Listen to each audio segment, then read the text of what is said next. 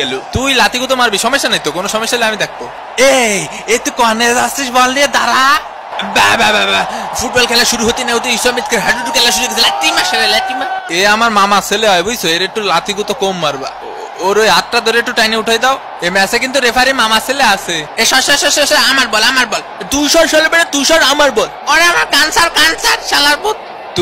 তুমি শান্ত থাকো, তুমি আমার মামার ছেলের বন্ধু হও, ঠিক আছে?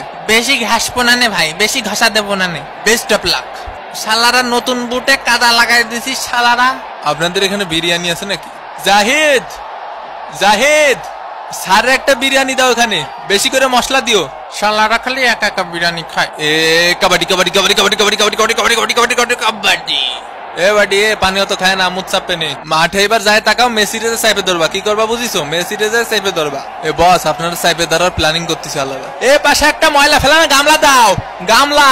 হ্যাঁ কনে? এ পাশে ভাই, সুন্দর একটা পাশে গোল।